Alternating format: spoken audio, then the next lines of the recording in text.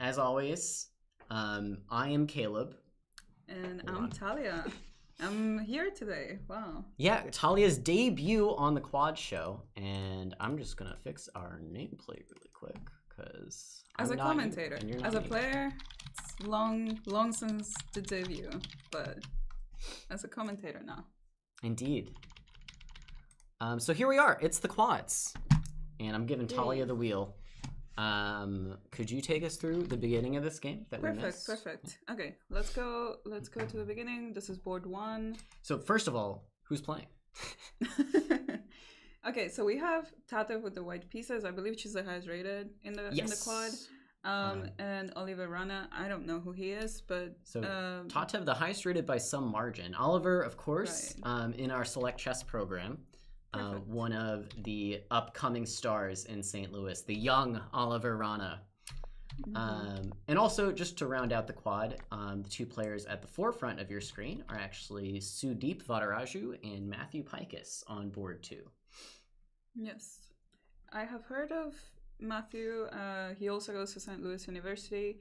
I don't know the other player, I think, but Select Chess, what a great program. My friends are coaches there, and I always hear great things. I've gotten to cover it in previous semesters, so very happy to see them play. This game was actually, what would you call this, like a Rosolimo, I guess? That's what I would call it, right. But I don't know anything about anything. Well, neither do I. But bishop b5 decided to play with g6, castles, bishop g7, rook e1. So far it seems very standard Rosolimo type position. d3, castles, h3, preventing bishop to g4. I think I could be wrong. I think you can develop the knight here. Sometimes I know there are ideas of like a4, knight a3, knight c4, but this seems kind of standard. Bishop to e3, b6, knight c3, e1, queen c1. So far it seems like a very normal position. I would guess that the idea is to go c4 at some point. Yeah, so bishop a6, that's the live position, right? Right, yes. And a4 was just played. So now, understandable, like admittedly, this is a huge blind spot in my chess ability. I don't know anything about the Rosolimo, but the problem for black is typically that light squared bishop, right? Right. So black has the bishop pair. White gave black the bishop pair. But black struggles to use this light squared bishop. So right, and at the same time, it's very easy for white to get rid of the bishop pair, especially with a move like bishop to h6, which is already being set up by Tatev. It feels like her position is very, very easy to play. But a5 puts even more pressure on the bishop on a6 and possibly the pawn here on c5, because there is no idea of c5 since his pawn b5 since his pawn on c5 is hanging. And I don't know, maybe if the a file opens up, there could be pressure on the bishop on a6, but as of right now, it feels like black is trying to fight for something with c4. I like the idea of e5 and then c4. So c4 on the board. So like we were saying, the light square bishop is sometimes a problem. So you said it's nice to include e5 before c4 because white probably wants to go d4 here, right? Right, there were some ideas of e5, d4, or even d4 right away. And now at least it feels like the bishop is going to get some action. There might be some ideas, I would guess, of takes, knight a4, something like this. But at the same time, I think there's just c5. And black doesn't have any more problems with the pawn on b6. Yeah, I mean, if I have white, I think I'm going to play d4 maybe pretty quickly, like as long as it doesn't lose to a tactic. I think d4 makes sense. Right, I also think d4 makes a lot of sense, because if we play d4 right now, takes, what would you want to take with the bishop? I guess? Bishop seems safer, so right. I'll go for that. Yeah, so bishop takes. The thing is that there is no, I don't think c5 is a great idea. There's even bishop to e5. So what could black even do? Yeah, I mean, it's all about keeping that light square bishop kind of trapped in. Because of course, if you take on c4 or let black take on d3, then all of black's pieces start to make a lot of sense. Right, so maybe something like this, takes. I would guess maybe moving the knight is the best idea, because then otherwise there's like bishop to e5 or even e5 ideas. But even if you play something like knight to h5, let's say, like this position is like pretty comfortable for white. Yeah, that e pawn gives you that nice central control. Go like e5 later. Yeah. Can attack the king. Can try to play e6 or something. You can do a lot. or just checkmate in like 3 is pretty good. Yeah. Yes. So, but it seems like okay. Tatev traded on b6, and then she decided to play d4. Very similar idea. Just included AB. I was thinking opening up the A file might be easier to, like, maybe an advantage for black, because then this way at least there's going to be some play on the A file, which white doesn't really need to allow. Yeah, but it still looks fine. So I think there's some merit to it. With the D file opening, this is kind of a general rule. I don't know if it really applies here, but with the D file opening, black has control of the D file. And so typically you want to contest control of the file, but another thing you could do is open a second file. And if there's 2 files open, then that D file becomes less important, because there's, you know, more than just the one file to fight for. And so with the pressure on d4, now if that rook on d8 ever wants to leave, then you have to worry about the pin on your bishop, I guess. And now after this move c5, there are already some ideas of takes, and knight to d5, something like this. I love trading pieces. I'm taking them all. That's all I want to do. But there's a lot of pressure now on the pawn structure. Because this pawn on b6 has to be defended, the queen has to move, and then the bishop on f6. So where does the queen go? I guess you go to c6, but I guess I would go to c6. Yeah. Maybe e5 here is already. Oh no, you have rook takes d5. Okay. Yeah, rook takes. But you can think about like knight takes and then maybe e5.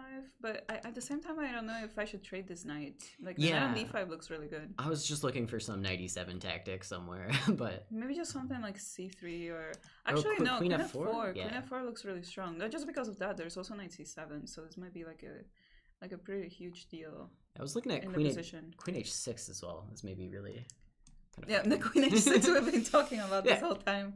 Yeah, especially since knight e7 is a threat. I feel like it could be very, very strong. The position here is very promising for white, especially with this knight on d5, because even though black has a pair of bishops, as we mentioned, they're not coordinated in any way. So the knight on d5 very strong. It's not the type of position where you can just give up the exchange to try and alleviate the worries. So you were about to mention c3, I think. If you don't want to go crazy or anything, like, so knight d5 queen, you can just play c3, and even if you don't have some immediate winning idea, you just white's kind of crushing it, I think. Yes, because the position is just kind of close with the pawn structure. The pawns on c4 and c5. You can just make a move like c3. This bishop is not going to find a good diagonal anytime soon. C3 also shuts down the bishop on f6. It just feels very comfortable to play, and from then on you can make some other plans. But I'm wondering why Tatev is thinking this position. I feel like bishop takes f6 is pretty natural. So she did go ahead and take, and she knight d5's on the board as well. Oh, okay, perfect. Right, okay, I guess we can just do it. Like takes, knight d5. And yeah, I mean, there are not many places you can go to with the queen. It's either d6 or c6. I would say that queen d6...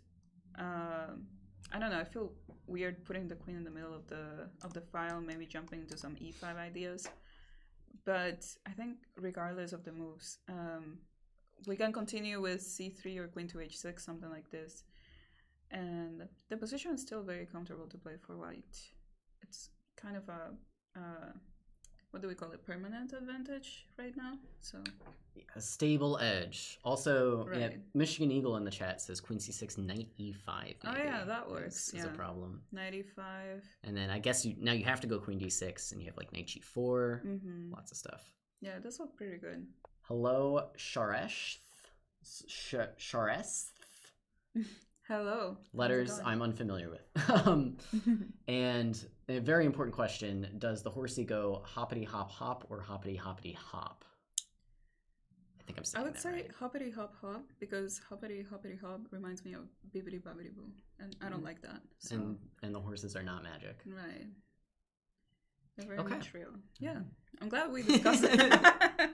Oh, queen c6 on the board. So this knight e5 move might be very, very dangerous. And no, Tatev went for queen f4. So queen f4 looks very strong. Yeah, I thought this move was there we go. Was queen pretty to tough F4. to meet. Issues here, issues here. I guess king g7 is legal, and maybe King all you can do. g7 is such a scary move to make here. Well, I was looking. I don't think rook d6 is good enough, really. Rook d6 also very scary move to make. And those seem like the only two options that I see. So right. between the two, I think I would go king g7. But king g7, knight c7. Is there something? Oh, does that just immediately? It kind of just does the trick, right? I think so. I think that just works. So if rook d6... I mean,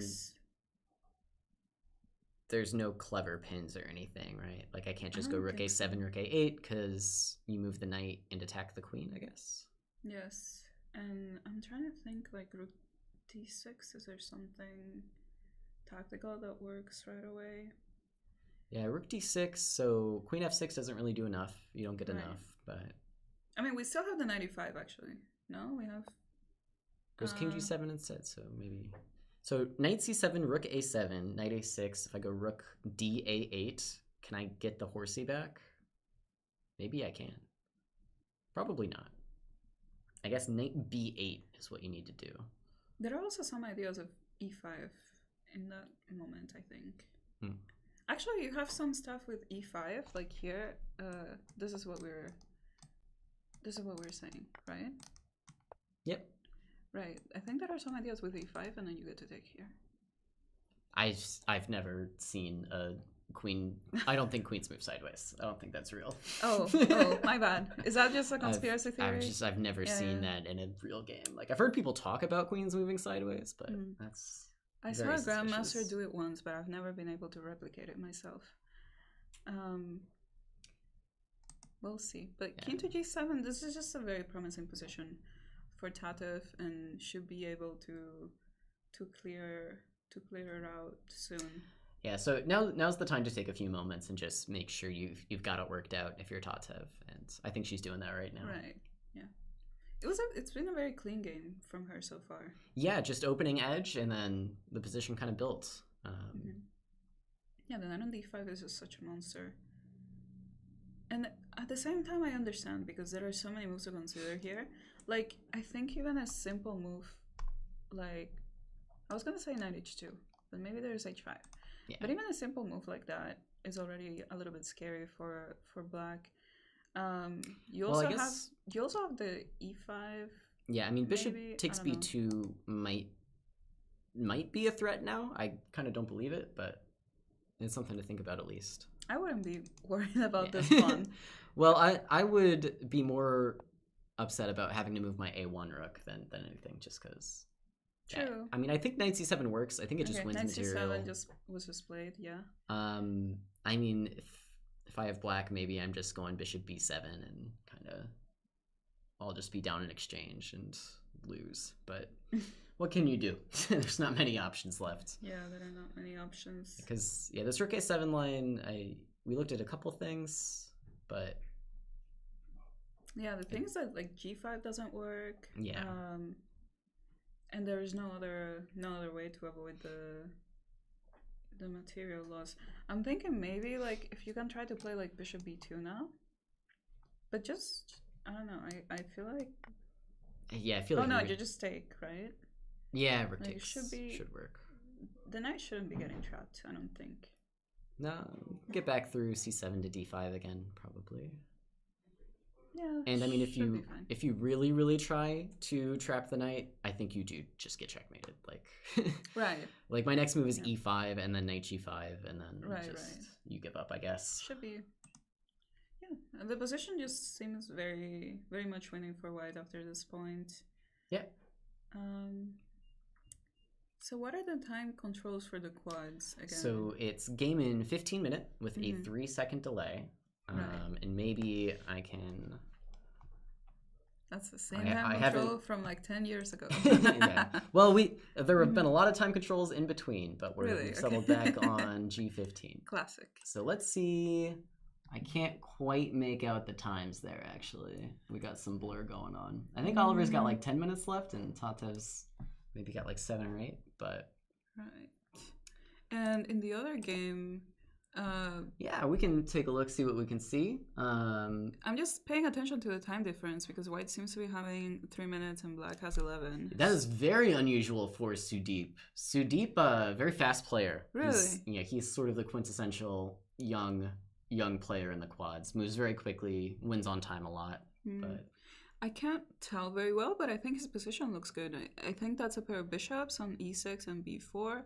There's a rook on the d file, putting pressure on d7. I guess that's a knight. Yeah, it looks like Black's got a bishop on c8, knight on d7, bishop f6, and White's pieces certainly look active. I feel like bishop d6 is a threat, or bishop e7. I can't tell super well. Well, Black has a bishop on f6. Matthew is taking a little break. Matthew's got his ice cream for fuel. Got the ice cream fuel. So there's no bishop e7 because the Black has a bishop on f6, but there might be... Oh, that's a bishop. Okay. Yeah. That makes more sense. Bishop d6 is legal, I guess. There's also... No, but there's a knight on e4 also. So you can play knight f6 at some point. And then bishop e7. But if knight f6, yes. Right? Okay, so I understand why he's thinking in this moment. He probably feels like there is a move, but maybe hasn't seen it. By the way, let's just check in here. So rook a7 was on the board, and now knight a6. So and no funny bishop b2 business yet, and they're heading down this line. Also, you know what's something else that's kind of funny?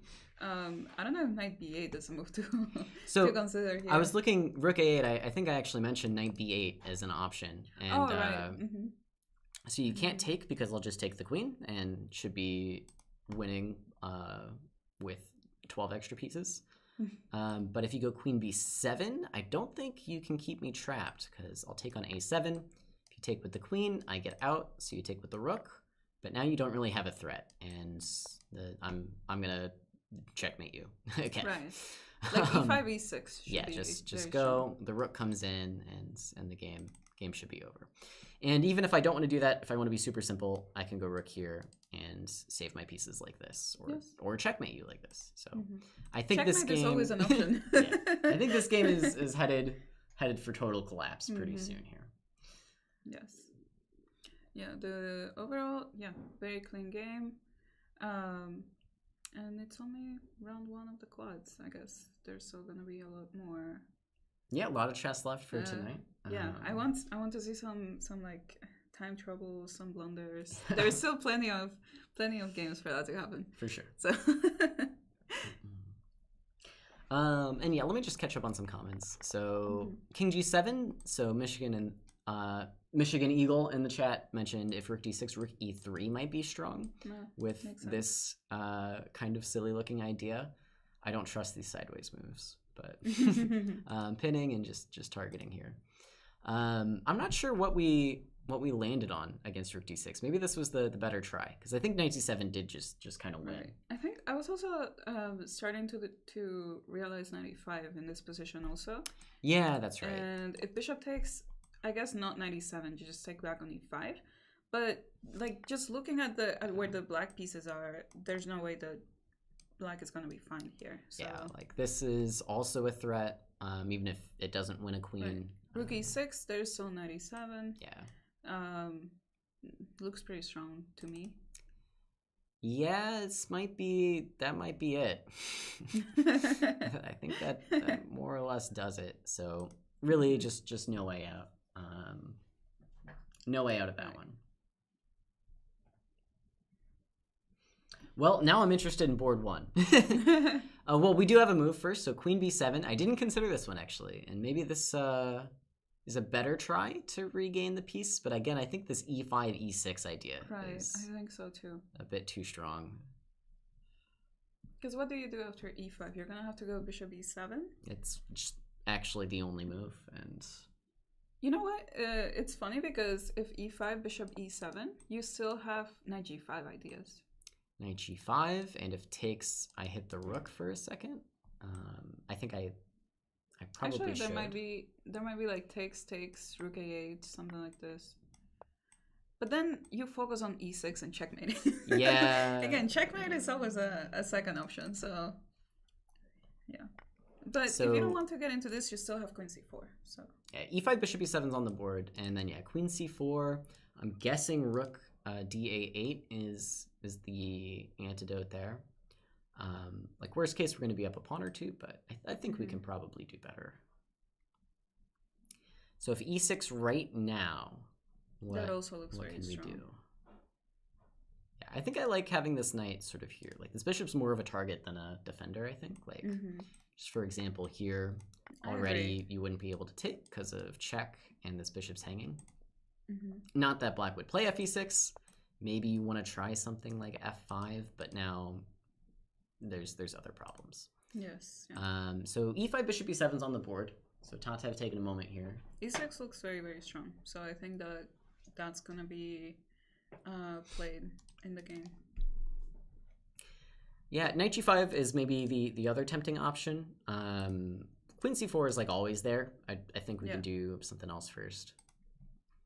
Is there any way to cleverly save the knight? No, I don't think so. Knight g5 was she went for knight g5, which makes some sense. Makes an immediate threat. Right. I think we have to take it. Yes. Like rook f8, I don't think is gonna. No, I don't think that's gonna impact. It's. I mean, it's allowed. You can do it. No, yeah. No, yeah, it is allowed. Probably e6 again, I would guess. Yeah, I think almost no matter what, e6 is going to be good. So we have to do something. Maybe this is slightly less bad than the last version. But knight f7, there's like queen getting to h6. Or even actually like if rook takes a6, rook takes queen c7, something like that. It's not good. No, again, checkmate always the second option. Like if you can't keep the piece, you can just checkmate your opponent.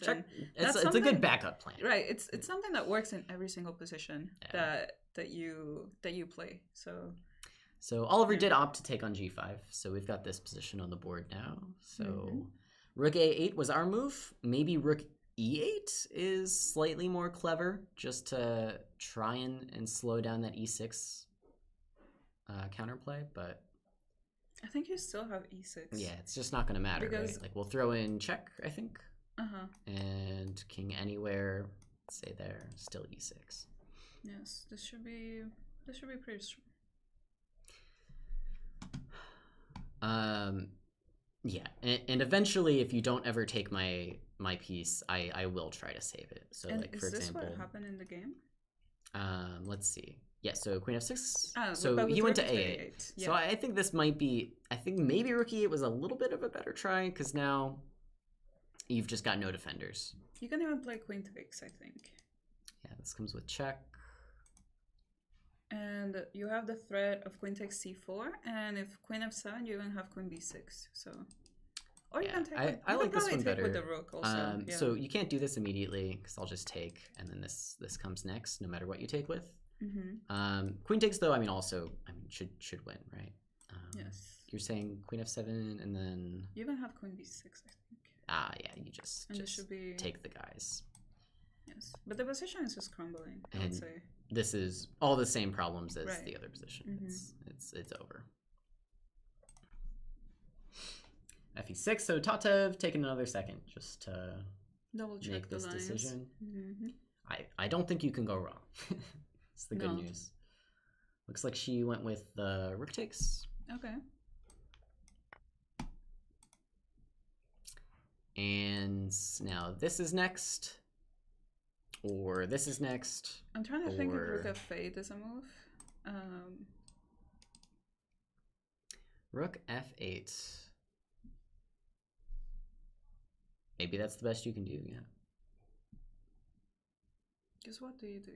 But you can play queen e5, I think, no? Yeah. And... You still really can't take here because of rook e7 ideas. Right, I think you just play like take 6, rook e7. Yeah. And you always have like rook f7, queen e6, something like that.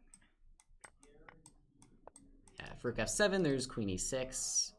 There's also doing it with checks. And even better. Oh, well. Yeah, okay. Yeah. All right. we get there. There's always check. Hello, chess lover in the chat. Hello. Rook f8, though, I mean, if you want to extend the game by 5 moves, I think that's the way to do it. Everything else, you might resign earlier.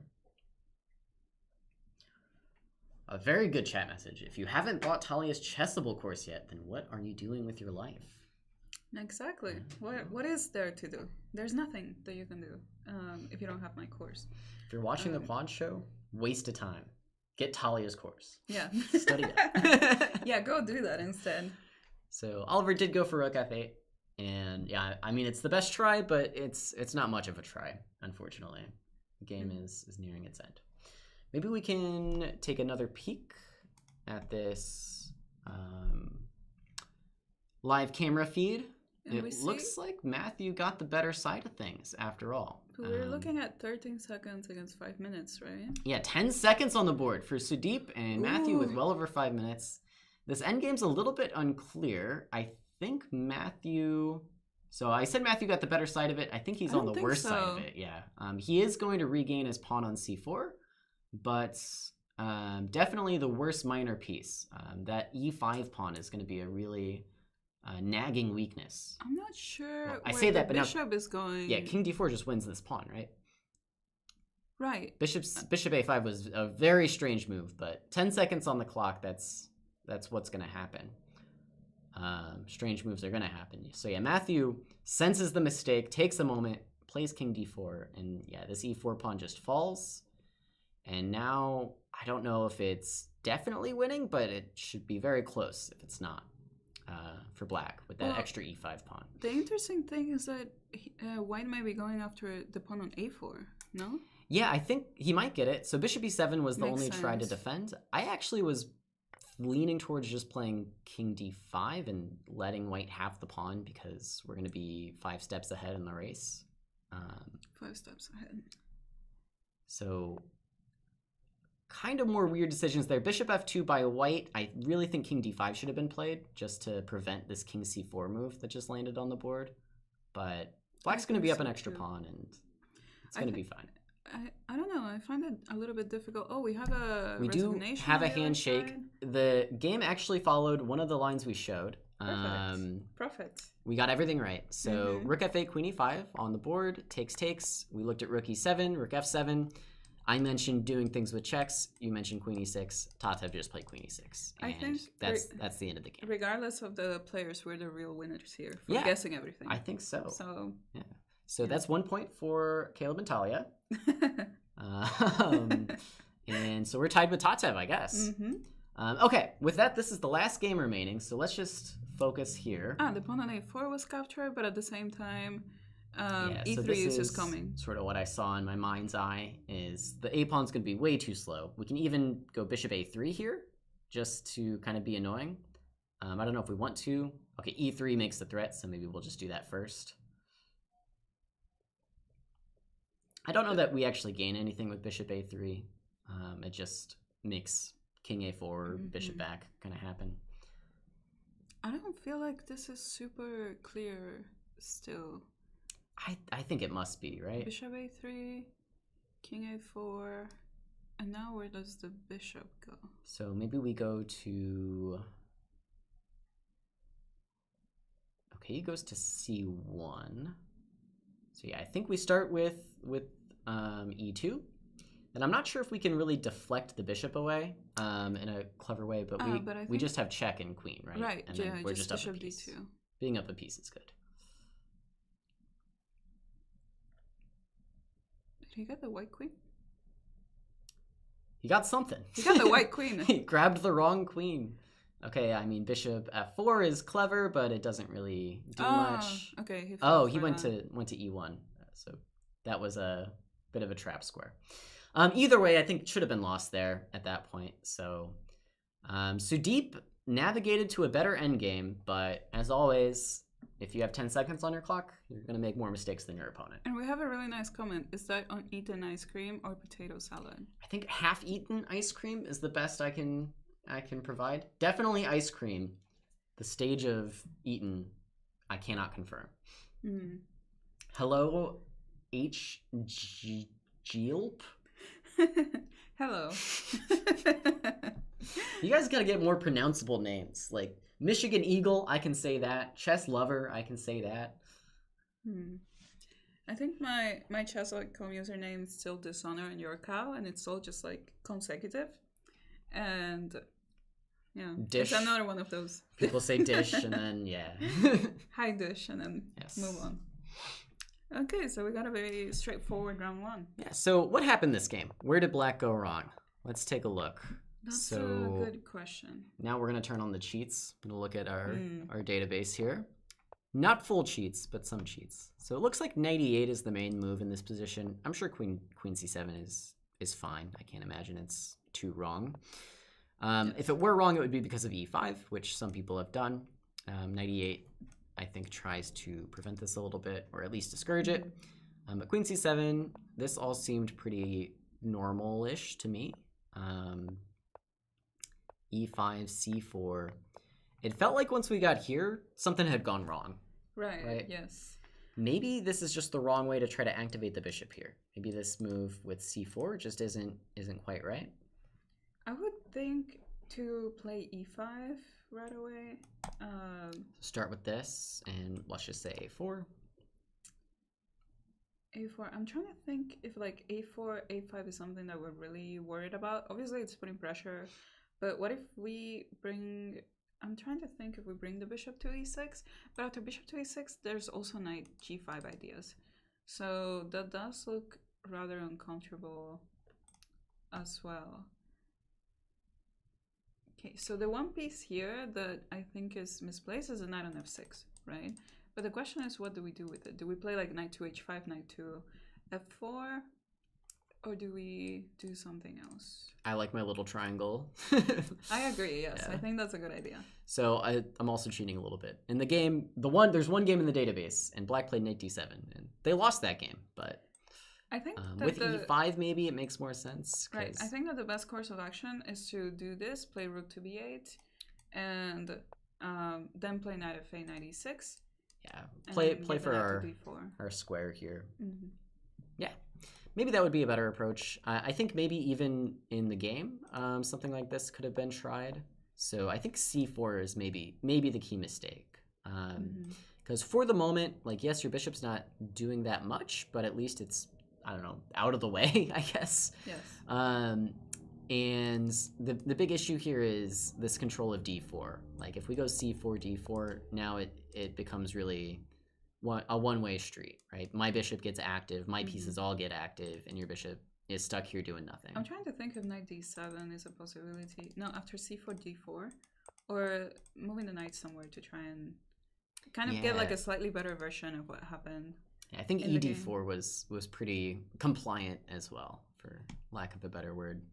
Right. So maybe knight to d7 actually puts a bit more pressure onto white to choose the right move. I think the position is still comfortable, but something like this. This is a slightly better version, I would say. Yeah. Still, though, I think the damage has kind of been done over here. Like, yes, yeah. I would much rather just have this position and then not think about DE5 and things like that. Yes. I feel like at face value, it's almost logical to play with c4, but then you also have to consider the possibilities of the position opening up, because the one advantage that Black has here is the position is still close while the pieces are not fully coordinated, but once d4 happens, doesn't matter if it's Black who has a pair of bishops, all the white pieces are pretty active, and especially the bishop on the dark squares is just so strong. So yeah, definitely. That's probably when the game started turning around. We've got Matthew waving to the camera. Hello, Matthew. And some chat messages. Anybody spectate the Magnus Hikaru match? I didn't. I knew it was happening. You get a chance to see that? No. I am. Nobody cares about those guys. Yeah, nobody cares about those guys. When you have the Friday Action Quad, who cares about? Speaking of, we have Handshake and Liftoff. The one thing I did see is that Magnus put his jeans from the World Rap Blitz on eBay. I did see that. There's a bidding going on. Some thousands of dollars. Last I saw it was $8K, but I don't know if it has changed since. I would say don't buy them, but you do whatever you want with your money. I mean, if you've got $9,000 to throw around for a pair of jeans, right. Who am I to tell you how to live your life? Yes. Okay. Thank you, Will Blunder Something, for both the easy and true username and the 100 bits. Much appreciated. Perfect. Thank you so much. I do not know the meaning of the surname Abrahamayan. That is a question for Google. Right. Hello, your cute jeans in the chat. Nice. Okay. This is the Matthew Pikus special. This is how most Matthew Pikus games go. We got a Jobava London, and we've got one of the more fun lines where you get to at least target C7. I don't like this bishop b4. I don't know what the theory is, but it feels like white is getting to do what they want. So much more normal is knight a6. Right, that's something I'm familiar with. Yeah. I'm more partial, I guess maybe Tatev's repertoire revolves around allowing the French here, but I'm more partial to these kinds of lines with bishop f5, and white kind of goes crazy and does crazy stuff, but I'm okay with them doing that stuff. Most of the times it doesn't get to fully work, because black also has not done anything wrong, no weaknesses have been made. So by the way, I think this is some home cooking for Matthew, because if I recall 2 weeks ago, Matthew played e4 here and walked into Tatev's French. He played this weird bishop g5 stuff, and it didn't go very well for him. So this is some home cooking by Matthew. He knew what to expect, and he's chosen a different line this week. And it's very interesting because he just blitzed out b4, and it seems like he's ready to the changes that are about to happen in the position once the trade happened. Yeah, and I would say that bishop b6 already a5 looks pretty strong. Bishop b6 a5, yes. Right, because if you take on b5, then a b6, and then if the rooks trade, the pawn on c7 is pinned. So that's already putting in a lot of pressure. Little weakness on the knight. Yeah, I mean, this just looks tactically winning. So with the database open, we are still in theory, and someone in the chat says this is a Danya line. So I guess Tatev taking inspiration from Daniel Naroditsky. Shout out to Daniel Naroditsky. Yes. So AB happened like 3 turns in a row or something. I don't know. Or no, it was CB, AB, AB. Okay. And rook A1 makes sense. We'll see queen A1 on the board. Yeah. And this is the position.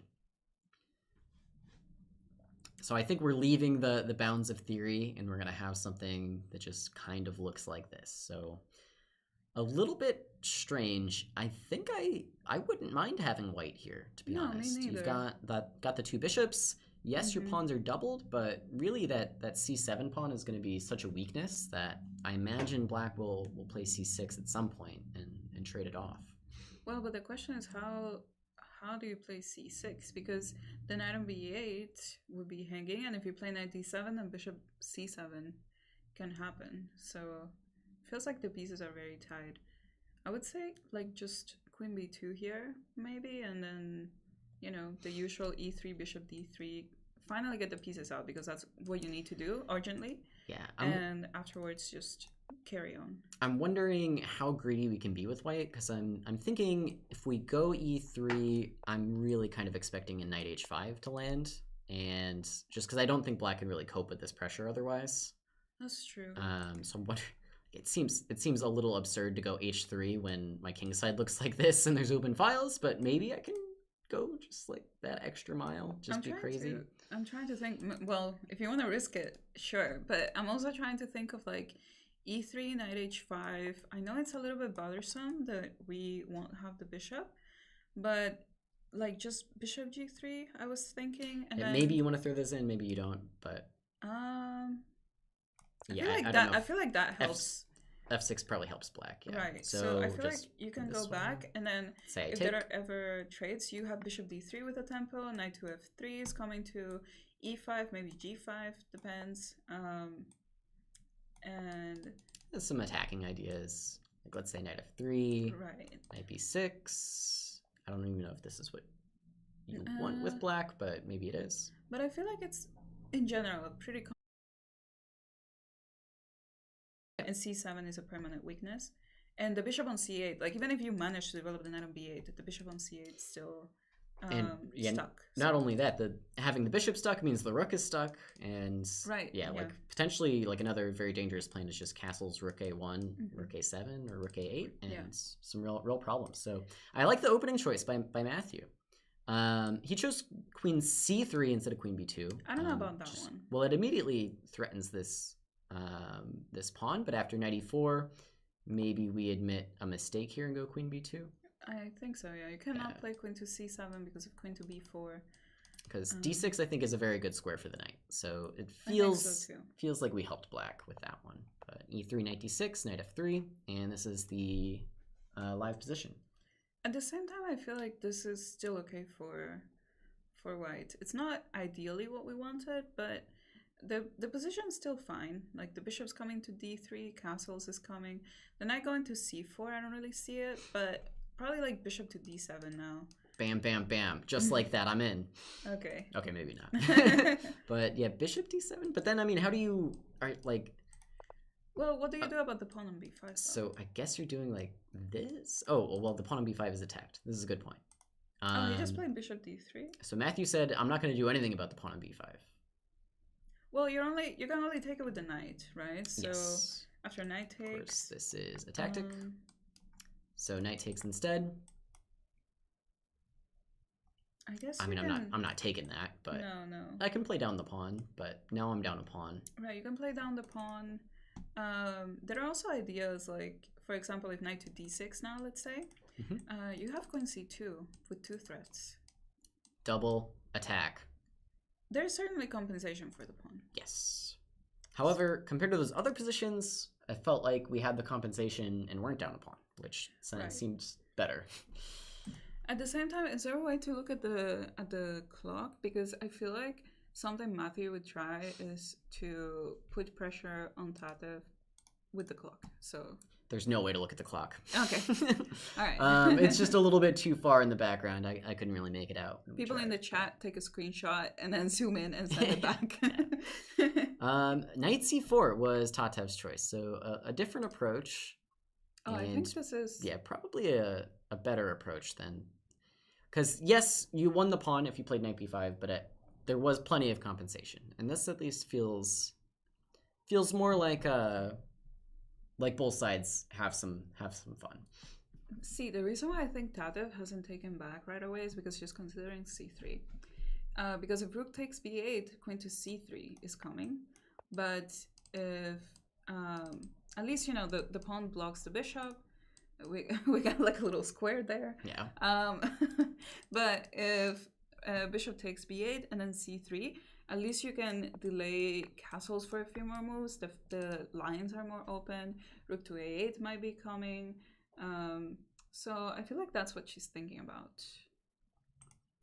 Doesn't go for it, just takes on b8. But I agree with you that, I mean, what else are you thinking about here? It's got to be c3. Maybe she didn't like queen c5. Something like that.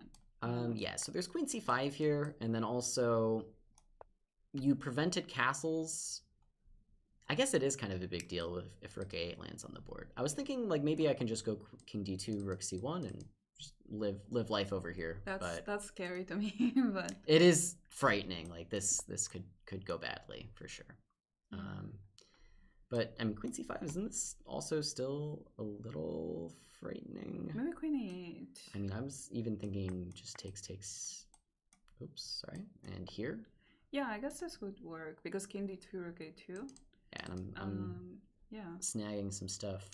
But even like queen e8, the position is still dangerous. Yeah. Or like rook c8 even, so it's a big threat. Yeah, I don't know. Maybe c3. Maybe c3 would have been nice. I might have gone for it. I mean, I don't think like yes, this pawn is passed, but I don't know that that's gonna be that big of a deal. I think we can blockade it without straining ourselves too thin. Like, so if you give me 3 moves, maybe 5 moves. I'm gonna castle, bring my knight here, play knight c3, rook a1, and now with white, I know what I'm doing, you know? And in the other position, I don't really know how I was gonna untangle. Yeah, I'm trying to think if there is something here that black can do. Like rook to a8, castles, rook to a4, but then there's rook b1, right? And everything's covered. I'll play defense 95, a little bit. 92 or 95 is coming. Do I see the future plans? Not really, but white seems to be holding on. Yeah, we're at least okay. Mm-hmm. There's also rook a1 here, I guess. Ah, yeah, nice. Rook a1. If queen takes, I think I can play queen takes because I guard this square. Mm-hmm. And if but there's like rook a1, queen b4, and then queen f8. Rook a1, queen a1. Yes, but I get b7. Yeah, that is true. But now, yeah, I don't. Maybe this together is not so. I think it's fine. Maybe, yeah, no, I think it's okay. So this is another possibility. Queen to c3. Tatev is thinking what to do. Yeah, I mean, regardless, we're gonna castle next. White's moves are easy now. Is why I think practically maybe c3 is a better try.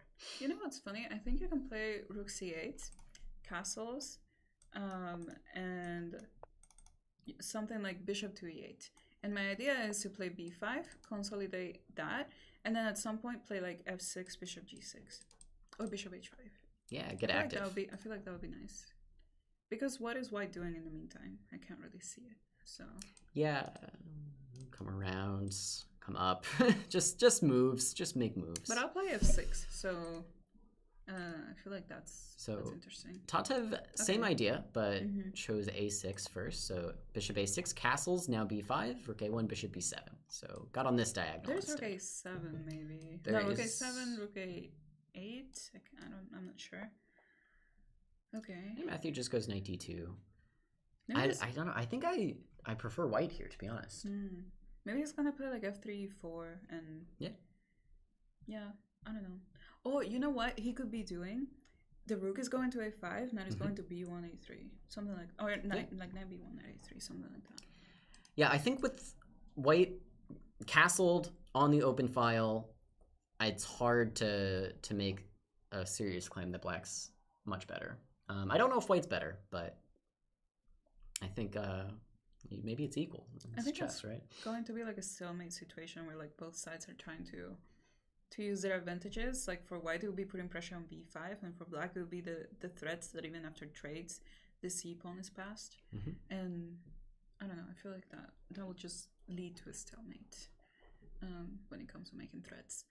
I would like though if white at some point like played like h3 or something to try and, or f3 I guess, to try and make like a space for the king. Yep. Probably f3 rather than h3 because queen g5 you don't want to be making extra weaknesses. Yeah, I like f3 a lot here. I don't know that I want to commit to e4 just yet, just because it gives me this to look onto, or look after. But I think f3 makes a lot of sense. We have a square for the king, and we stunt this bishop at least a little bit. And whenever I'm ready, I can also threaten knight e4 because the knight is coming to c5 and the bishop's forced to take. So if you manage to play something like rook a7, knight e4, like all of a sudden it's a little scary. Yeah, I pass. So like rook a7, pin, bam, bam, look out. Perfect. Things could go wrong. Yeah. Matthew's taking his time. I'm going to take a second here. Matty P for the win. Yeah, hello, Eric, in the chat. What's going on in the board too? Yeah, let's get our zoomed in view here, see what's going. Oh, okay. Let's see. Always kind of hard to tell. I think we've got a really weird position. I see a king on f7. That's the first king's thing on f7. Black's played f5. White seems to have control over this open e file, like with the queen on e5 right next to the king. There is a light square bishop for both sides, but I feel like especially for white that is threatening because the king is on f7 and the queen has control over the dark square. So I feel like from what I can see, there is a pawn on d5, rook on d6, queen on d7, rook on c8, and bishop on b7. So it's just a fight of who can attack d5 the most. Yeah, it looks really nice for white, right? And sort of not super relevant yet, but later on it will be. This a2 pawn has no counterpart. And I feel like bishop to a8 was played because there are ideas maybe of like rook takes b7 and bishop d5 or something. So after the bishop goes to a8, the good thing is that you can play like you can bring the rook into the game somehow, or like try to double on the d file. And I think it's just very comfortable. Better pieces, better king, better Papa structure. John's. Papa John's, yeah. I think that's what we're working with here. Perfect. Matthew didn't listen to us. We thought F3 and wait for e4. He said e4 right away. Now's the time. The thing is that what is the future of e4, right? Because if you play e5, I guess you could play e5, but then the diagonal is open. I'm trying to think like e5, f3, and then like try to play knight e4, but then you already weakened the pawn on d4 too much for no reason, and you're not going to be able to play d5 anytime soon. So I don't really know what the idea of e4 is. Yeah, it just seems like the wrong way to go, right? Like almost immediately you might be losing material here. I get that we have like rook a7 or something if we're really getting ambitious, but I don't really trust it. The thing to keep in mind is that trades in general are going to be beneficial for black because the pawn on c4 is just so strong, and there's going to be a lot of pressure with the with the pass pawn, and especially since it's protected right now. So even if there's a trade of like d4 for b5 or something, which is even a little bit far-fetched because I think the pawn on b5 is easier to defend. But even if that's the case, the d file will open up. The pawn on c3 and c4 is still a huge threat. Rook to a1 play now. I feel like we're going the wrong way. Yeah, definitely. Giving up this a file is a pretty huge concession. I mean, so much of the counterplay revolved around rook a5, rook a7. And I get what he wants. He just wants to play knight f3 in response to this attack, but this is really, really heading the wrong way. Right. And now there's going to be like rook a4 ideas, right? Yeah. And already you're losing a pawn. Yeah, I think just with that one move, pretty big miss by Matthew, I think, going e4. Yeah, we are the home of emos. So should we made a mistake by saying Papa John's. Should we have like a formal apology? Well, we didn't say that Oliver had the pieces beyond compare. If we said that, then we would have said emos. Nice. I am a fan of Provel cheese. Are you? It's for occasions. Look, you got to be careful when you say these opinions on air because you might, someone might come after you. But no. I'm not a huge fan, to be honest. Just not. That's fair. It's not it for me. It's fine. It's fine. Yeah. Okay, it's fine. You're from Illinois, right? Yeah, I'm from Illinois. Maybe that's why. I think that might be what happened. But you've been here for long enough. Yeah. So have I. But yeah. I think it's okay. It's not my favorite, but it's okay. Yeah, that's where I'm at. Yeah. That's where I'm at. So apologies, St. Louisans in the chat. Apologies. Leave your favorite type of cheese in the chat. So rook a8. I'm really not seeing a move here for Matthew. I think he's struggling to find one. I already am like, can I just go d5 and open it up for my own pieces? But it's not it. This move just doesn't work. It doesn't look good. I don't know what to do about rook a4. I don't have an answer to that move. I feel like the best you can try is d5, and if e takes d5, knight d4, something like that. But even here, I don't know. Even here, it's counterplay. It's real. I guess you could take on e4. And this one just queen f6. Right. Yes. And if knight b5 instead, queen d3. Queen d3 is there, and probably just good. Yeah. Matthew just played knight d2, which is something I was going to point out as the knight jumps. Yeah. Yeah, it's just not. It's not very impressive, is it? It's just not gonna save the day. So like queen f4 is. The pieces are swarming. They're circling, and then they're gonna pounce. all the hand motions. Right. Yeah, it's just not good, right? It's yeah. I feel like the opening was promising, but things took a turn. I mean, it was really just that e4 move. I think it seemed like things were okay. Like f3 here. Look, we've got the active rook. We've got a flexible structure still, and we've got ideas, right? Like this knight a3 idea. I think that was a very, very real thing that Black had to worry about. Like, even let's just say, for example, like rook a8. Not saying that's a good move for Black, but takes already, knight b1 to a3, or queen a3 next with knight c3. Oh, I like that too. Yes. And like the moves come very, very easily for White. Right. And instead, it's tough. It's tough. That's actually what Abrahamayan means. It means to swarm. I don't believe you. Well, I mean, she's staying true to the name, so if that's right, you know, like this position, rook a2. Yeah, so Matthew went for f3 to try and keep it locked in, but it's yeah, this a file is everything now. Remember when we had that a file? Oh, good times. Good times. Unfortunate the events that have taken place. Yeah, after queen a6 though, now I'm like maybe D5. Maybe d5. Maybe it's something. I mean, you have to fight back somehow. Yeah, I mean you can't let this go on too much longer. But I'm also worried about the a file potential checks to the king, because going to f2 doesn't seem super safe. Oh my god, what is this move? Oh my god, no, don't do that. He's trying to cover the entry squares, right? But if you play rook a1, like what is next? Like you're in Suksan kind of. No? Yeah, it's not. Yeah. Look, I don't want to play White here. No, I feel like even Matthew knows that something has gone wrong. I mean, maybe this was the moment. Maybe we had a glimmer, just a glimmer of hope.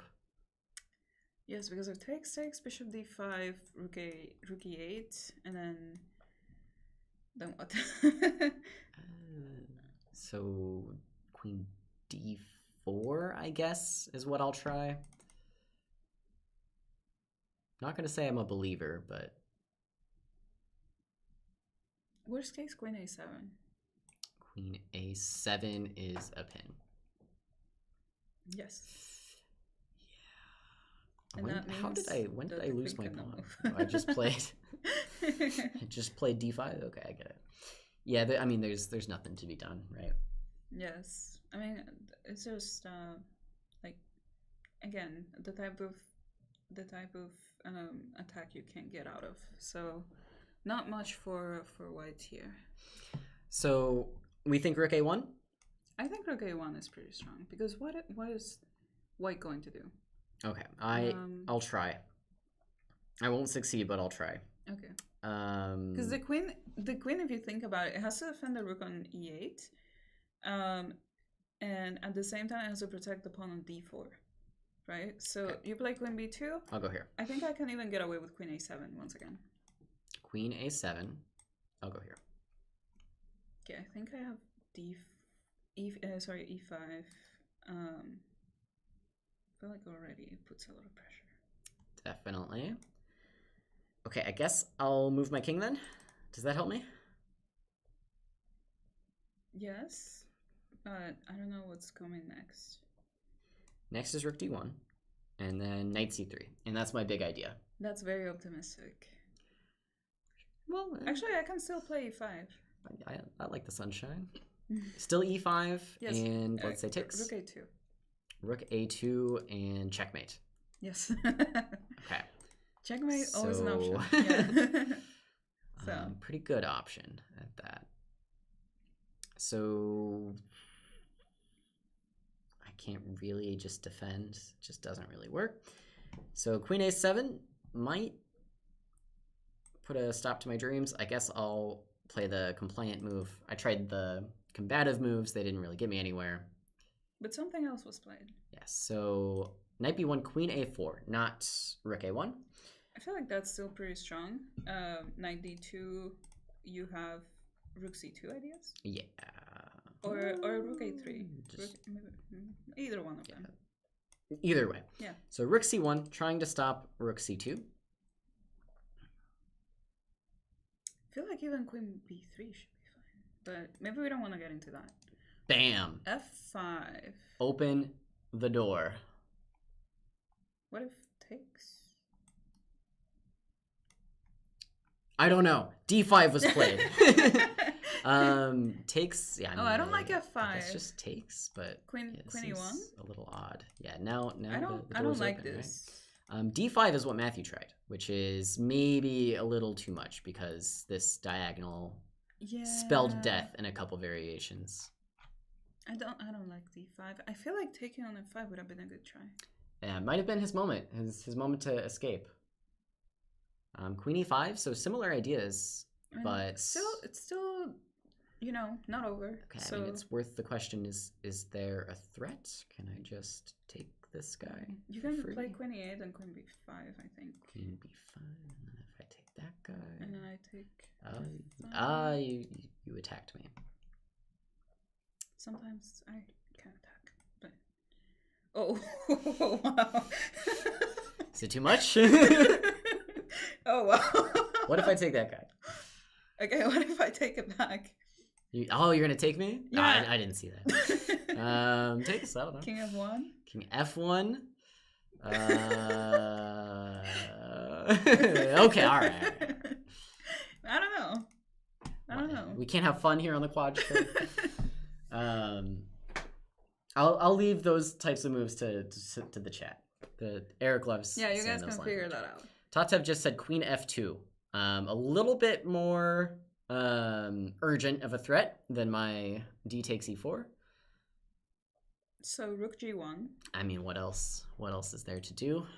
And then I don't know. Matthew wants to play. Tatev wants to play f takes. Ooh, she took with the d pawn. Okay, so this is very similar then, right? We were looking at this. Yes. I feel like now it's not so clear. So, okay, let's just say I defend my pawn for a turn, and the next turn I checkmate you. Right, so I don't think I can play queen c4 because of takes on f3. But what if I play... Nice. Okay. What if I play knight c3? Yeah. That seems like the better try. And then rook c2, I guess. Yeah, so I can't take because takes and this is a draw because you can't get to the diagonal. I said a lot of things right then, but maybe they were true. So rook c2 attacks the knight. There's knight d1 though. There's knight d1. Maybe I have time to even go here. I think there might be takes on. Just takes here. Yeah. Okay.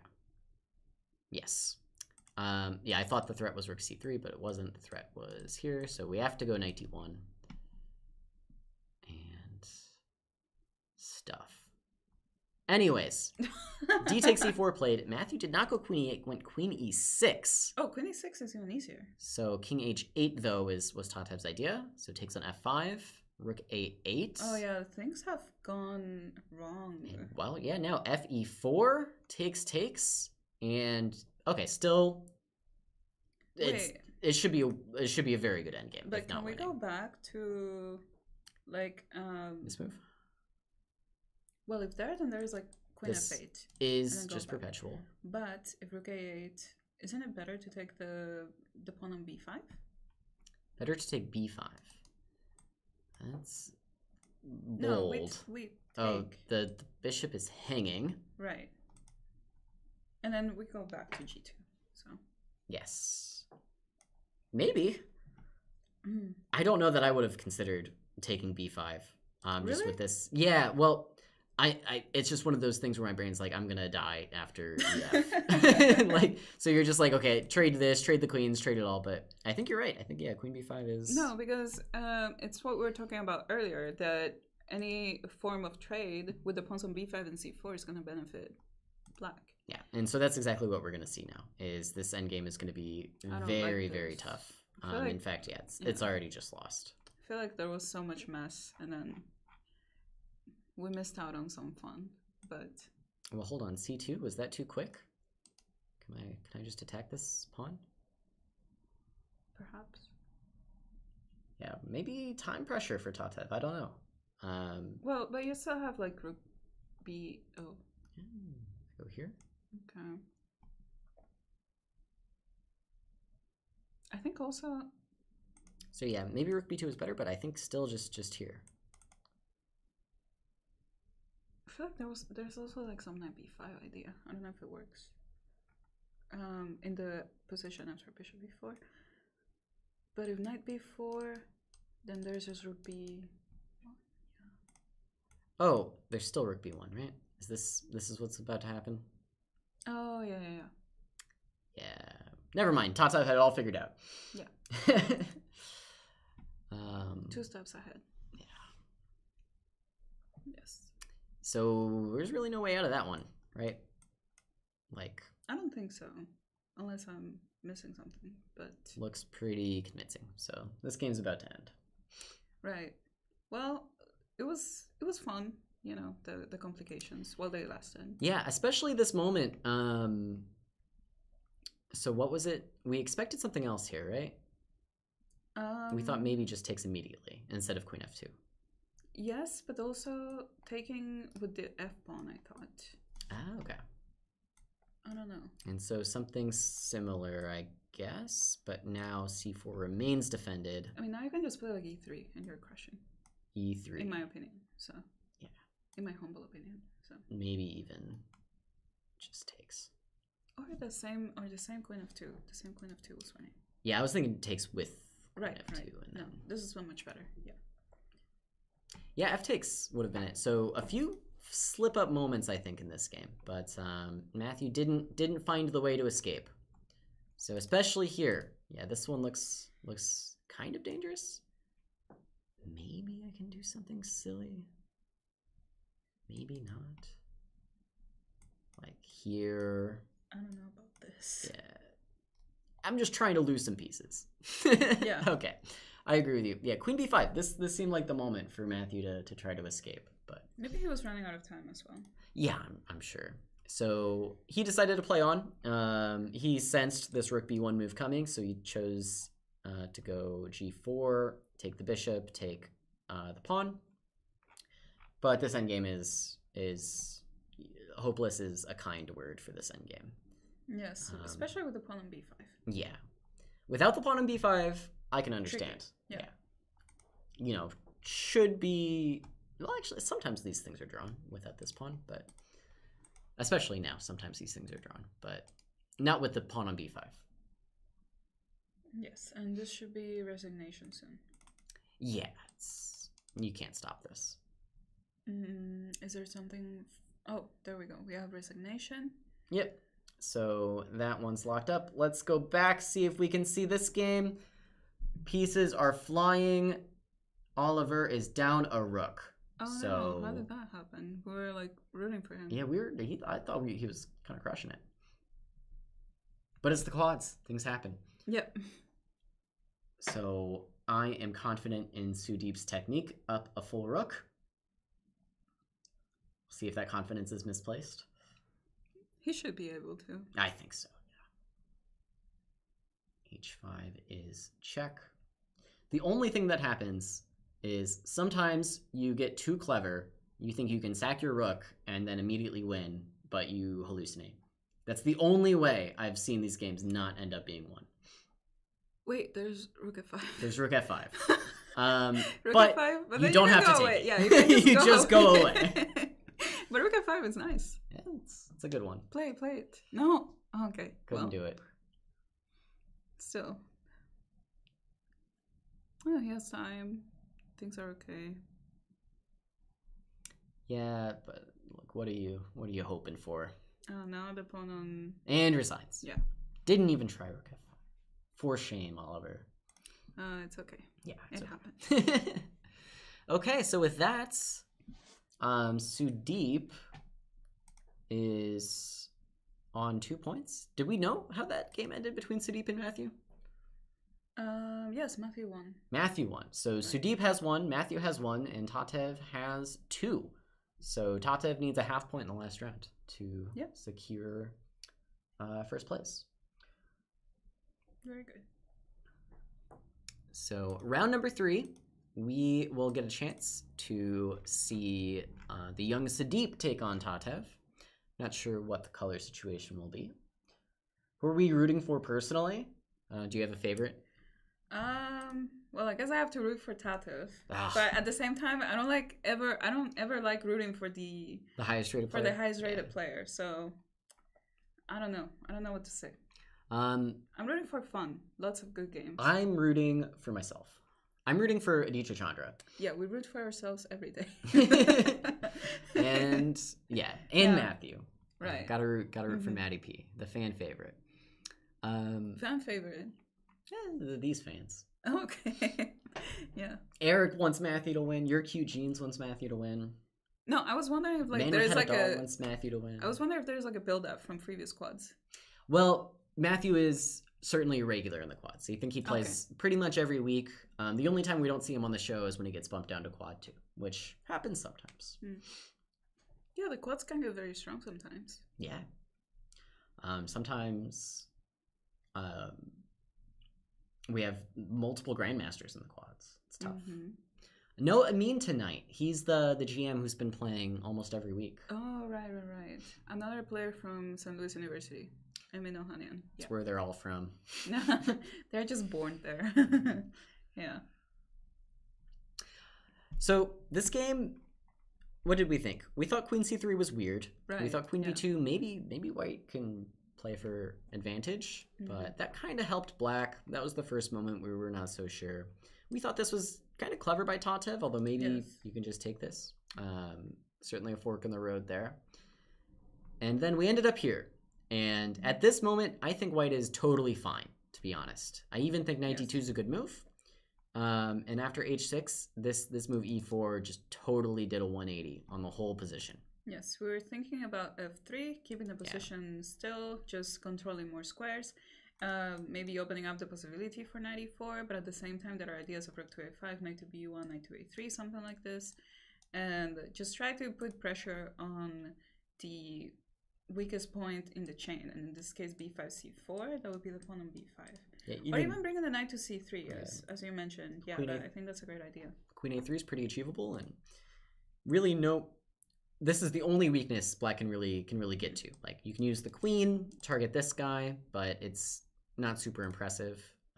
But after e4, all of a sudden 2 weaknesses, and the whole position just immediately crumbled. Do we want to check with the engine, or is that not allowed on the show? It's allowed, but sometimes it says we're wrong, and then we feel bad. Oh.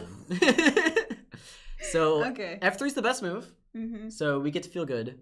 However, Black is just a lot better. But there's this nice idea with e5 that we didn't really talk about. E5, and I think maybe Black's whole advantage. Yes. Maybe it doesn't necessarily revolve around it, but it even a few moves ago, it was better for Black. I guess this makes a lot of sense, because what you need to do is open up some files, just get the pieces in, and because the pawn is on c4, the position is so good. But... So maybe that's what Matthew was afraid of, and he wanted to meet e5 with d5, but even still, this was just too much, and the advantage kind of doubled after e4. Right. So even like a few moves before, it was like... I'm sorry, I didn't mean to... Oh, no, it's okay. Did we miss out on anything? So maybe knight d2? No, it was already just better for Black. Yeah. Okay. Tatev's just the bomb.com. She just knows. Yeah, just has it all figured out. Yeah. So the only moment was here. Here was the time to sacrifice d5. So we talked about this move quite a bit, but could never really make it work. But seemingly this was the moment. And yeah, maybe queen c3 is just... just queen b2 or something. But... So really just another professional game by Tatev. Yeah. B6 would have been clever. A hard move to come up with, though.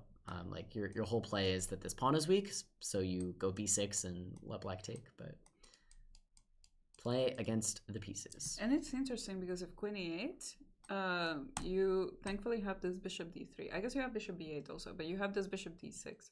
So there's no time to go after the pawn on b5. And then, if you get castle in, then you're all good. So that was clever. That's nice. So lots of interesting ideas in this game. So it's back to the lab again for Matthew. See if he can cook something up. Tatev is just too strong for him. Do we still have Tatev as Grandmaster next week? I think we do. But No, we'll see. do you want to guess who's the GM in rest this week? I suspect they're closer than I think. Yeah. It's of course Thalia. So Cat's out of the bag. Cat's out of the bag, but yeah. So you'll see me a lot for the next 2 weeks, Round whether you three- want it or not. So round 3 is started. all right. We have the classic French from Tatev. Yes. Tatev, such a dedicated French player. We pointed this out, but against Matthew, the game went d4, knight e6, knight c3, e6. And E4, yeah. against d4, she was ready to play d5. So even against d4, she plays the French. It's hard to do. Mm-hmm. I don't know anything about this line, but... Me neither, but ED5, isn't that just an exchange French? So it's an exchange French, but black has committed to knight c6, and white has committed to knight bd2. What that changes, I don't know, but I'm sure it's full of subtleties. Maybe the idea is you castle rook e1 and then knight f1, knight e3, knight f5, something like that. But that seems very long term as well. Sorry, I had the engine running that whole time. Yeah, can't be cheating here. Of course not. And hold on. Let's view the tournament hall. Black's clock has been started on board 2. Who is this? And there are no players there. Is this Matthew? So that, of course, is Oliver against Matthew. I'm not certain which is which. We check the tapes. Okay. Matthew had black against... Matthew had white against Tatev, but black against Sudeep. But Oliver was with white in the last game, right? Yes. So they probably switch. Although I've never seen Matthew play knight f3 on move 1 in my life. So probably white is Oliver. We can make bets on it. Also, some meta commentary. I believe Matthew occasionally smokes, so he might have stepped outside and will be rejoining momentarily. Perhaps. Anyways, this riveting exchange French on the board. Yes. This is maybe a bad habit. I hope Sudeep drops, but I think against strong players with white, he does a bit of playing for... Oh, and in fact, I do see Oliver, so confirmed it's Matthew with black pieces. He's confident. He's very confident. Oh, Oliver is nothing but confidence. Oliver is confidence manifest. But yeah, Sudeep, I've noticed this trend where he tries to play very, very safe openings against stronger players and tries to kind of angle the game towards a draw, which is not such a good habit for the young players that ask me for advice. I say you should stick it to the strong players, try to make it complicated, try to win the game. Otherwise, you'll never get upsets. And this is something that I actually encountered in my career back when I was about 2,000, 2,100 graded. I started playing the London, and it wasn't even like an aggressive London. It was just like passive London, trying to have a solid game with white against high-rated players. And first of all, I never felt comfortable in it, so that didn't work out.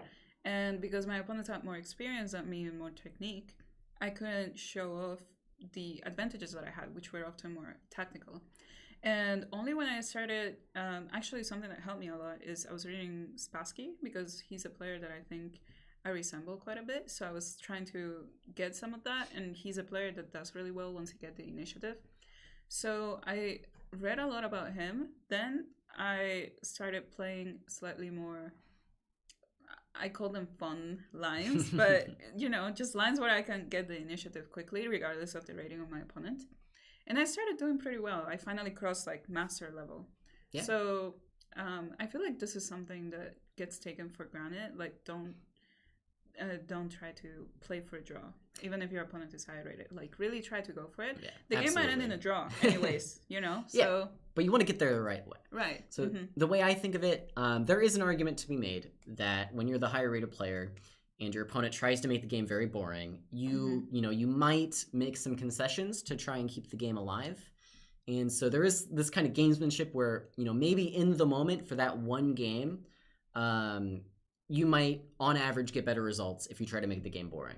I'm just going to grant that to you. But the fact is, playing a higher rated player is a really great opportunity to see where your weaknesses are and get better.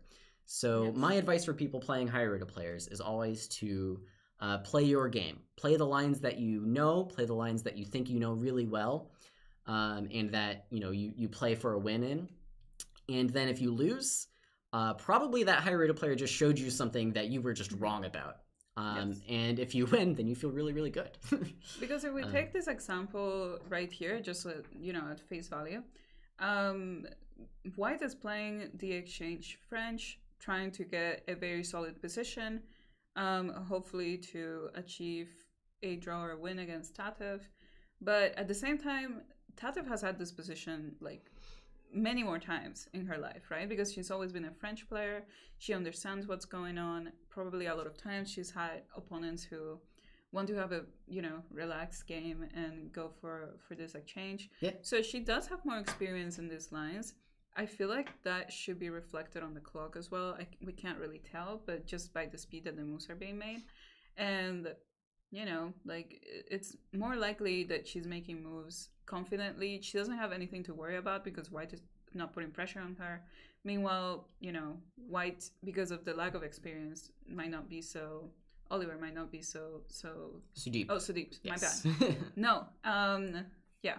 Oliver is the one that... Oh, their game started. Yeah, Matthew arrived. But anyways, I lost my train of thought. But anyways, he does not have as much experience as Tatev in this position, so he might double check his moves or second guess his moves. So... And I will say, we are making some assumptions. It's possible that Sudeep is the exchange French #1 fan. He does this every game, and he thinks it's the best way to play for a win. And if that's the case, he's doing nothing wrong. Play your game. You want to play what you normally play, what you think is the best. But the point is, you want to prioritize, for the most part, you want to prioritize constantly improving, constantly working on your game, especially in a place like the quads where it's pretty low stakes. You get this opportunity to really test out some things, try out new ideas. Low stakes. We just said that this is more important than Hikaru Carlsen. This is the most important tournament of the year. Yeah. However, more important than this Champion Showdown thing coming up, more important than the American Cup. This is the quads we're talking about. However... This is where the magic happens. Yeah. Anyways... Enough sage wisdom. What's going on in this position? I still think, after what we said, I think White is doing fine. Yeah, I think White's doing good. The interesting thing is that Tatev managed to put an knight on e4, which creates a blockade in the e file. Maybe in some future she would want to. Yeah, I was gonna say bring pieces closer to the king side. Queen to f6, maybe bishop to f5. Maybe actually something like, if you manage to do something with the knight on c6, like knight to e7, knight to g6, or knight to f5, that would be incredible too. And at the same time, I feel like White will always have to keep an eye out for the pawn on f2. Just in general, keep an eye out for that pawn. I don't know if he would want to play bishop to e3, something like that. But yeah, I don't think it's a huge deal. You can probably play bishop to e3, then try something like, I'm trying to think what makes sense, because you want to play, I think you would want to play b4 at some point, but the pawn on c3 is hanging, and if you play queen to c2, then there's bishop to h3. So there's a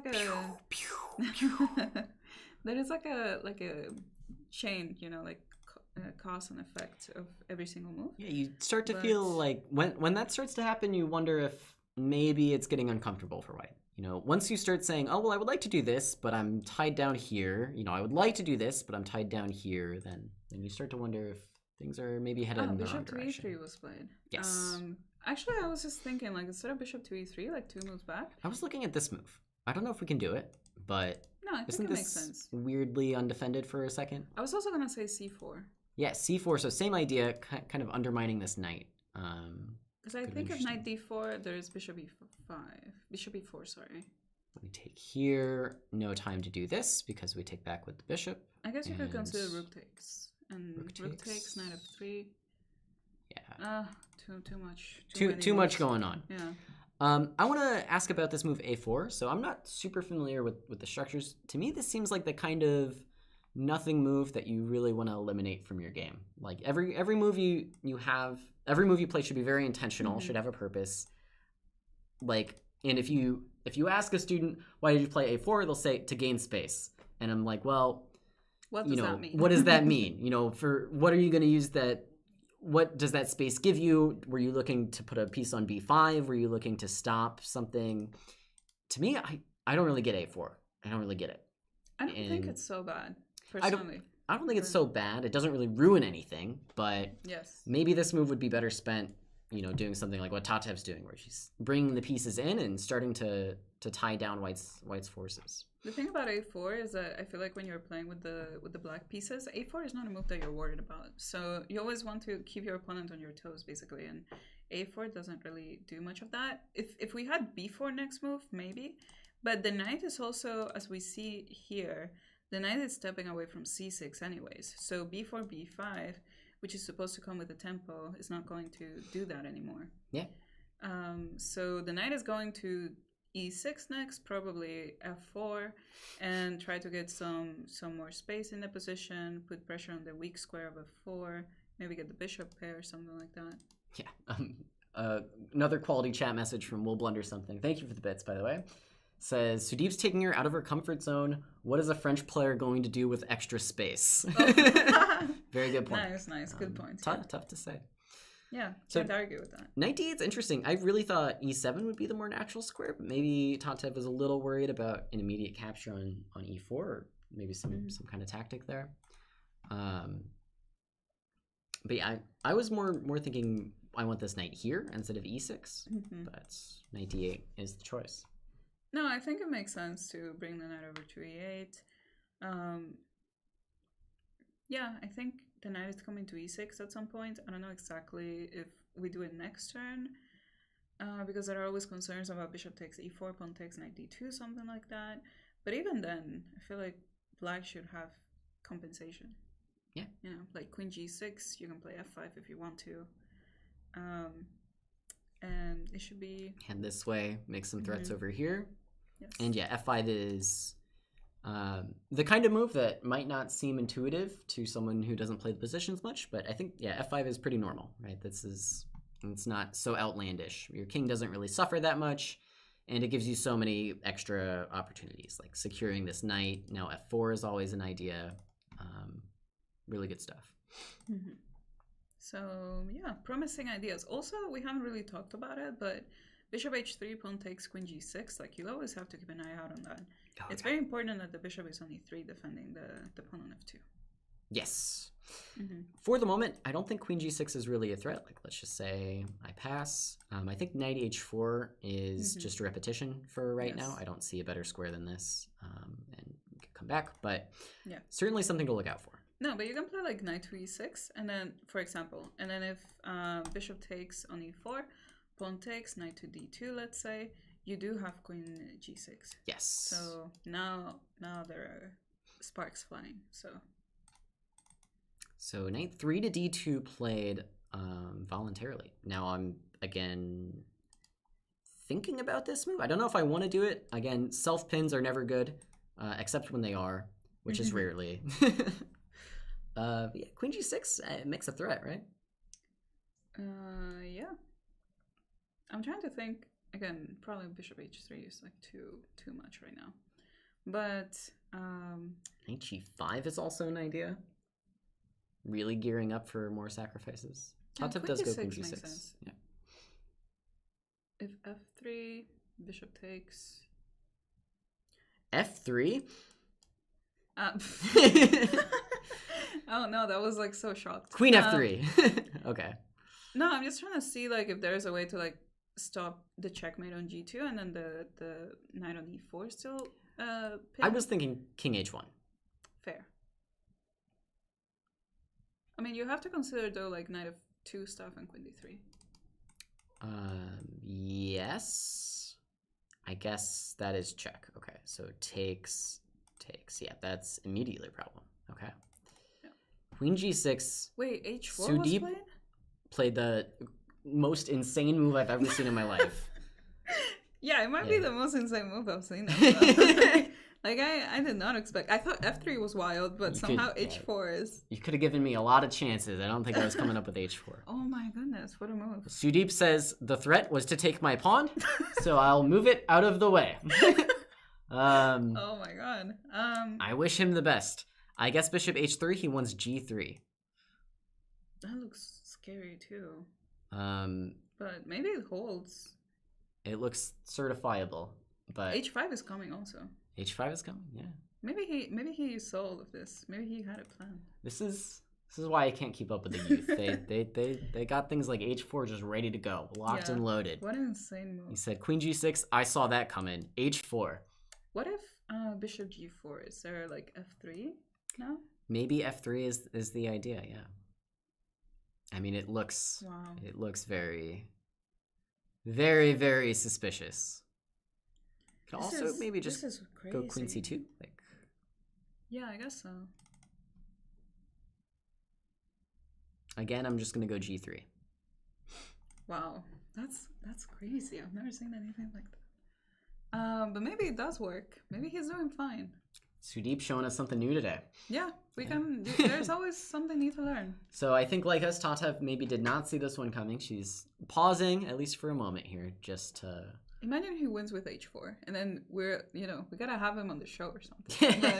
Let's get Sudeep in here. Yeah. h4, how did you come up with this? Well, my pawn was attacked. Yeah? Yeah.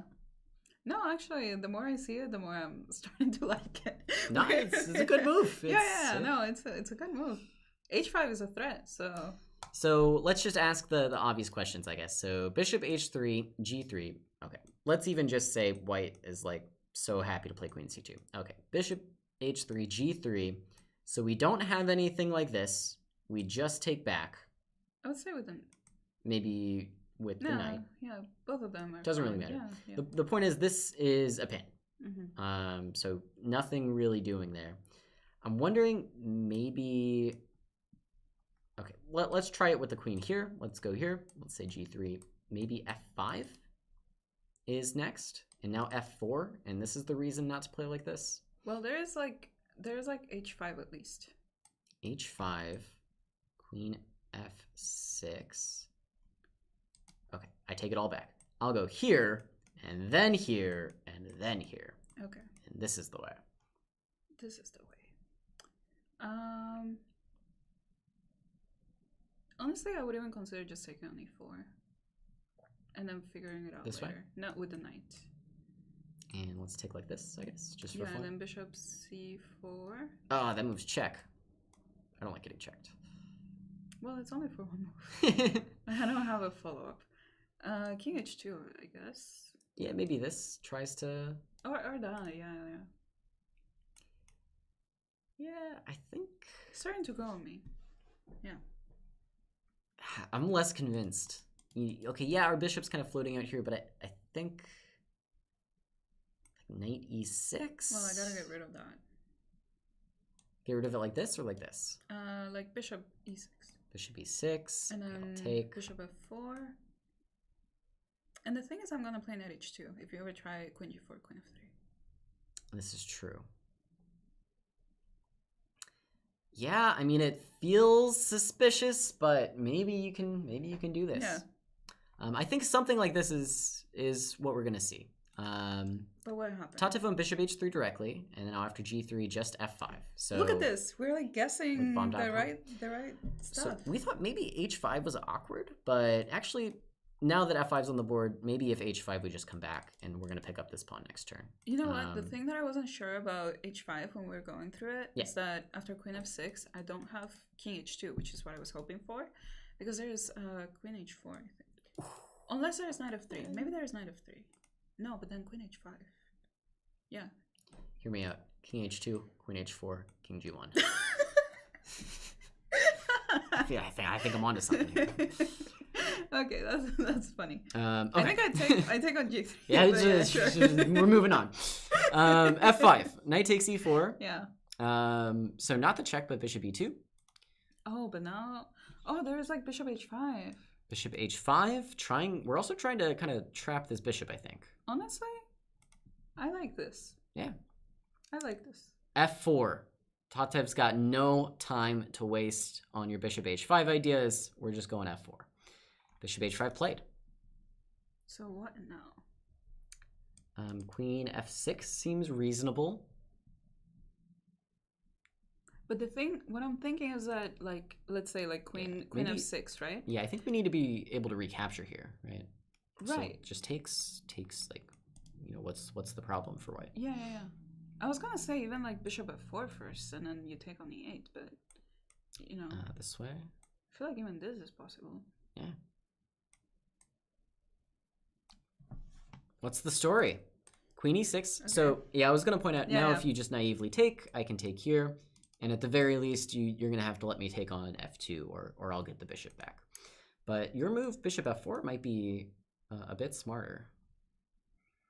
I feel like it works. Also, I don't know if we want to include d5 at any point. But I'm not really so happy with that.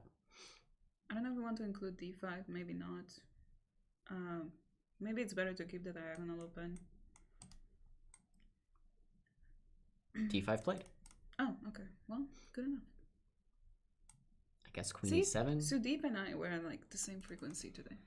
Yeah. Sudeep's really showing us something today. Yeah. I guess queen e7. I don't know what else you can even try. I would go for the same thing of like bishop f4. Yeah, bishop f4. So queen e7 on the board. Bishop f4, and I guess rook f8, and it's kind of collapsing. But I can just take on d6, right? Yeah, I'm losing everything. Like bishop g4 or something, like just to fully get rid of that. And I think we're good. So let's say takes. I mean, rook takes, I guess. Like I just Oh, if I have anything, it's this. Yeah. No, you don't have that. And you're gonna take. Yes.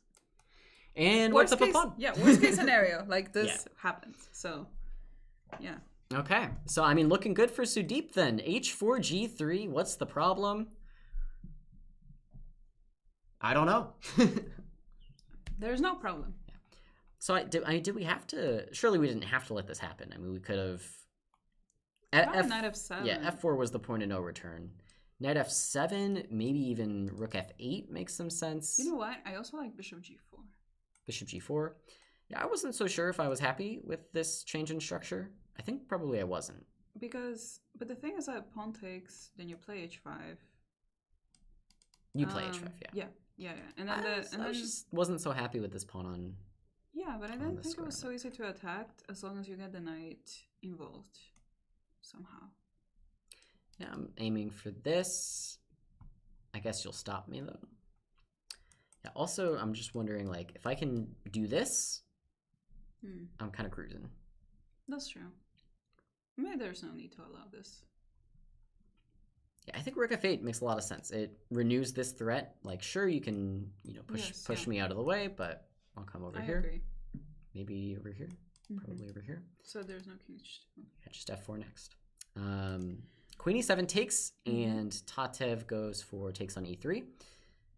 Wait, this is not what we wanted. We wanted takes. Yeah. Well, now I think Tatev's back in it. This seems like, at the very least, some very serious counterplay, right? So, like, you have to move out of the way, I guess? Yes, yeah. Maybe go here just for fun. At the very least, I can take on No, but now there is queen f6. Ah, yeah. So I guess we'll come all the way back. But takes. Yeah, I don't like this idea. Sudeep, maybe we're not on the same frequency today. It's not so easy, right? Maybe bishop there this first. Is, already 93. So dangerous. 93, check.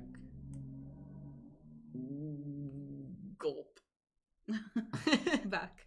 This way? Yeah, I mean, your saving grace is that this knight is here. Otherwise, I would be cooking. Queen e5, maybe?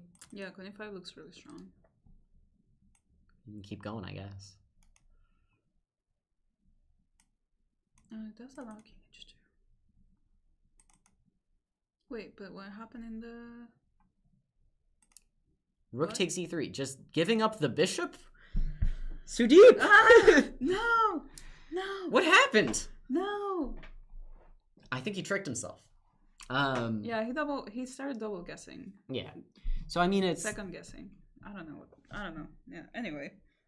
Continue. Yeah, it's a very weird decision. Like it's a weird I felt like there was so much promising from the player that goes h4 here, you would think he would have the courage to just save his bishop, but now is not the time to be afraid. Oh. Queen f3. Wow. That's crazy. I mean, even if you win this pawn though, I think the other way was superior. Yes, I think so too. I think probably you do win this pawn. I don't see how I stop this. Oh, well, I can just take.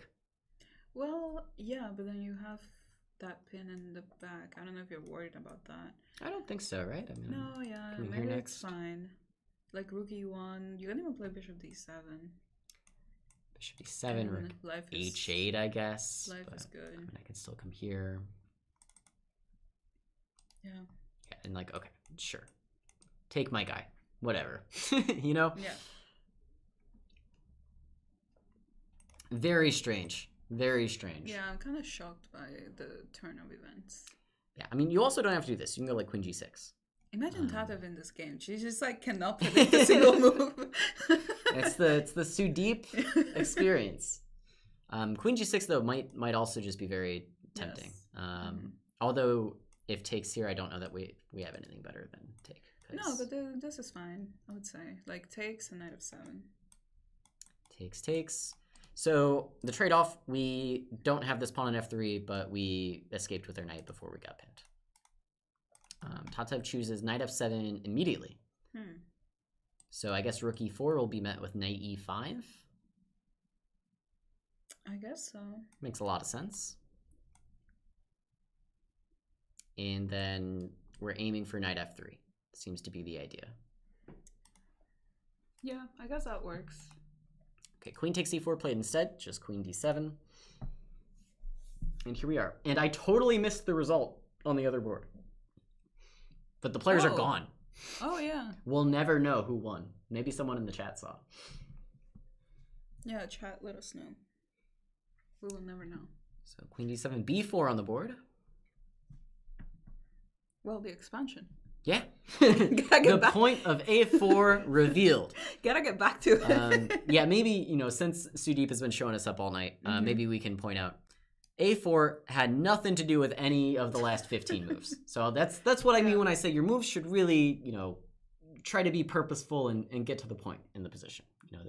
The fact that the king side has been under siege for 15 moves, maybe an indication a4 was a little beside the point. Rook f8 makes sense. I think, I don't know if objectively Tatev is just winning yet, but the feeling is this game is heading downhill very quickly for Sudeep. I feel like knight h2 should be played. Maybe it has to. If not now, probably on the next turn. Like knight e5 is... Oh, knight d2. Yeah, I liked the other way better because this also still seems like a big problem. Some sacrifice on f2 is imminent. Yeah, I wanted to support g4 with that move, but I guess this is also possible. So yeah, of course from h2 we are threatening even to trap a bishop, but knight e5. Do we play f4? No. No. Next question. Oh. I was thinking f4, knight g4, queen e6, something like that, but maybe that's too much. Queen e6, yeah. We're utilizing the fact that the pawn on b4 prevents bishop c5. So, who knows? We'll never know. We'll never, ever know. Knight c4, I was anticipating knight g4 on this turn. But maybe I'm locking myself in. I don't think so, though. I think knight g4 makes a lot of sense. I think so, too. So knight g4? Well, knight g4 actually... no, it runs into the same idea of queen e6, but there's knight f2 at the end. Ah, okay. So knight g4, queen e6 is checked. takes with the rook, I guess. Otherwise, like rook your f2, knight and hangs. then this is winning. Yeah, rook f2 is better. Yeah. Okay. And I can check you at least 3 times. And that's how you win. Yep. 3 check. Yeah. Realistically, though, like checkmate. It's pretty good. Or I go anywhere. Anywhere you want. We do that whole thing. Yeah. Anyways, knight takes c4 play. No knight g4 on the board. Interesting. Tatev said, bishop's pair is bishop's pair. A valid argument. What about bishop's apples? What about bishop's apples? What? Bishop pairs. Bishop pairs. Okay. I see. That was a new one. That was so stupid. Anyway, no, this looks really good. Yeah. I mean, how do you defend actually like f2? Bam. No, don't do that. That hangs that guy. f4 is just as ugly as before. Maybe uglier than before.